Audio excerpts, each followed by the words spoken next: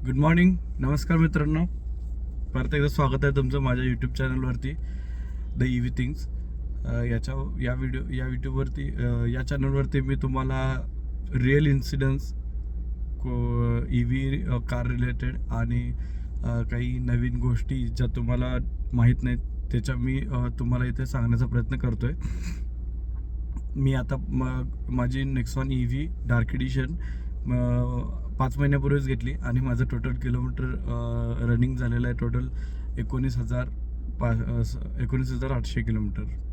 So almost 20,000 kilometre मी 5 महिन्यामध्ये चालवलेलं आहे. तर त्यामुळे मला बऱ्यापैकी एक्सपिरियन्स आलेला आहे गाडीचा की कोणत्या कंडिशनमध्ये कशी गाडी चालवावी आणि काय करावं.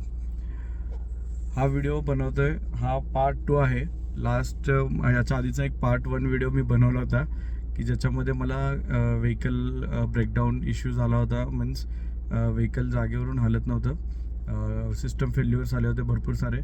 आणि याच्यामध्ये मी तुम्हाला दाखवलं पण होतं की भरपूर स्क्रीनवरती इश्यूज फेल्युअर दाखवत आहे. आणि त्याच्यानंतर काय झालं होतं की गाडी ड्राईव्ह मोडमध्ये जात नव्हती. गाडी स्टार्ट व्हायची, रेडी म्हणून तिथं मेसेज यायचा, बट गाडी ड्राईव्ह मोडमध्ये जात नव्हती ना, रिव्हर्स मोडमध्ये जात नव्हती आणि पार्किंग मोडमध्येच राहायची. त्याच्यानंतर मग त्या दिवशीच गाडी म्हणजे टो करून मी संध्याकाळी म्हणजे रात्र झाली होती, सर्व्हिस स्टेशनला पाठवली. सर्व्हिस स्टेशनमध्ये गाडी पोचवली. दुसऱ्या दिवशी मी बोललो तिथल्या सर्व्हिस इंजिनियरसोबत. तर त्यांनी काही छोटे मोठे इश्यूज मला सांगितले. फॉर एक्झाम्पल जे आपलं पार्किंगचं बटन राहतं तर ते लूज झालं होतं असं त्याचं म्हणणं होतं. दुसरं काही पुढच्या सिस्टममध्ये काही सॉकेट्स असतात ते लूज झाले होते असं त्याचं म्हणणं होतं. त्याच्यानंतर त्यांनी गाडीला कम्प्युटर लॅपटॉप अटॅच केला, सिस्टम अपडेट केले, सॉफ्टवेअर अपडेट केले आणि गाडी करेक्ट झाली होती. आणि सेम डे इव्हिनिंगपर्यंत मला गाडी अवेलेबल करून त्यांनी दिली होती.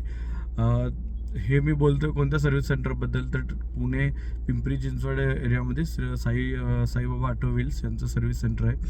त्यांची सर्व्हिस छान आहे. त्यांनी इमिडिएट म्हणजे मला सकाळी स्वतःहून फोन करून त्यांनी मला फीडबॅक दिला. इव्हन माझ्या प्रायोरिटीवरती काम करायला पण घेतलं. पण हा व्हिडिओ मी त्याच्याच कंटिन्युएशनमध्ये बनवतोय. ही गोष्ट जी तुम्हाला मी आता सांगितली ही 1 आठवड्यापूर्वीची होती, म्हणजे 27 डिसेंबरची होती. आणि आज आहे 3 जानेवारी. मी आज ऑफिसला चाललोय. सातारा रोडला आहे, सातारा कोल्हापूर रोडला आहे. पुण्याच्या ऑलमोस्ट खेड शिवापूर टोलनाक्याच्या पुढे आलं. शेल पेट्रोल पंपापाशी सेम इश्यू पुन्हा ऑब्झर्व झाला. पुन्हा माझी गाडी बंद पडली आणि मी आता पुन्हा साईडला सर्व्हिस रोडवरती उभारलोय. कंप्लेंट रजिस्टर केलेली आहे मी. ओके, कंप्लेंट रजिस्टर केली आहे. त्यांना सांगितलं मी की मला तुम्ही सर्व्हिसमॅन नका पाठवू इकडे डायरेक्ट, तुम्ही आता एक टो व्हेकलच पाठवून द्या. सॉरी, टो व्हेकल पाठवून द्या. टो व्हॅन घेऊन मला कात्रजला जे सर्व्हिस सेंटर आहे तिकडे जावं लागेल. पण म्हणजे सांगण्याचा उद्देश हाच आहे की बघा आता म्हणजे अजून 5 महिने झालेत गाडी घेऊन आणि 20,000 किलोमीटर रनिंग काय केलं मी, आणि एवढे सारे म्हणजे मल्टिपल टाइम्स तेच इश्यू होतात. आता सकाळचे वाजले 8, मी ऑफिसला चाललो 8 वाजता तर हा इश्यू आहे. आणि जर मी फोन केला सर्व्हिस इंजिनियरला, जो जुना होता त्याला फोन केला, तो नाही उचलत आहे. तो फोन नाही उचलणार. त्याला मी विचारलं जरी तर तो एवढंच म्हणणार की मला सिस्टममध्ये काहीतरी फेल्युअर असेल, मी अपडेट करतो, तर तुम्ही गाडी घेऊन या. याच्यामध्ये जो मनस्ताप मला होतोय, जो माझ्यासारख्या खूप साऱ्या कस्टमर्सला होतं, त्याचं काय करायचं. याचा खरंच एक मोठा प्रॉब्लेम आहे. मी अजून एक केस माझ्यासोबत झाली होती, मी तुम्हाला इथं सांगू इच्छितो की विषय काय झाला होता. तेव्हा घरी जे आपलं चार्जिंग स्टेशन आहे ना, 7 किलोवॅटचं चार्जर तुम्ही बसवलेलं असाल आणि लोअर किलोवॅटमध्ये म्हटलं तर 3 किलोवॅटचं पण चार्जर तुमच्याकडं असतो गाडीसोबत. माझा प्रॉब्लेम असा होता की त्या चार्जरनी गाडी चार्जच होत नव्हती. म्हणजे लोअर किलोवॅटचं जर चार्जर असेल तर गाडी चार्जच नाही व्हायची. मला कंपल्सरी जाऊन DC चार्जिंगला चार्ज करावं लागायचं बाहेर. मग मी त्याच्यासाठी टाटा सर्व्हिस सेंटरला गाडी सबमिट केली. तर त्यांनी त्याच्यासाठी ना जवळपास 3 आठवडे लावले.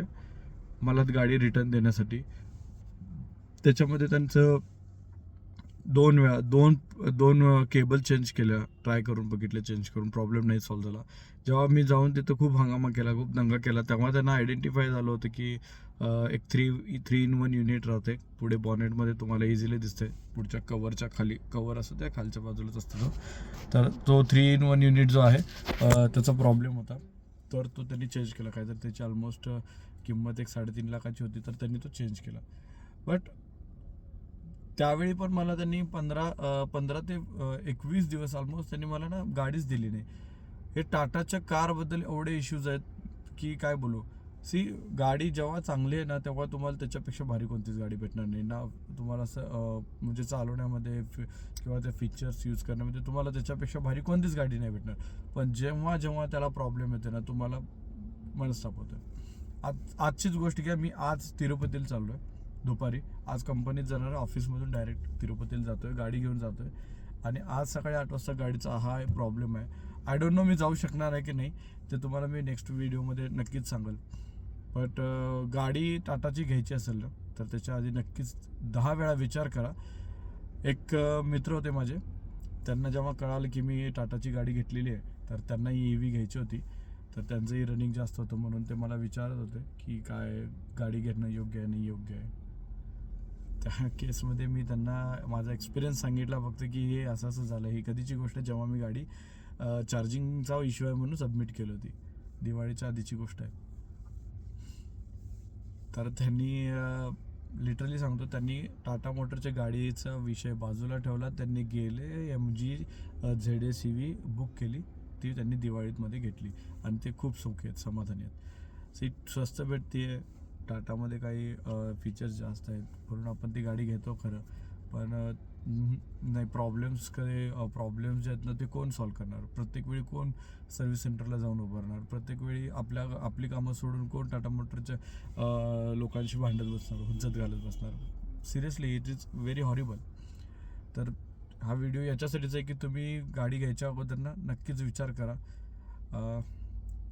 नवीन कस्टमर जर कोण घेणार असेल तर मी सांगेल तुम्हाला की थोडे पैसे जास्त घाला, MG ZS EV घ्या, किंवा अजून थोडे पैसे असतील जास्त घालू शकत असाल तर BYD घ्या.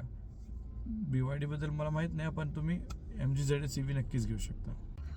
मी तर तुम्हाला दाखवतो मी गाडीमध्ये इश्यू काय आहे चालू करतानापासून. हे मी स्क्रीन रोटेट करतो की जेव्हा गाडी मी ऑन करतोय,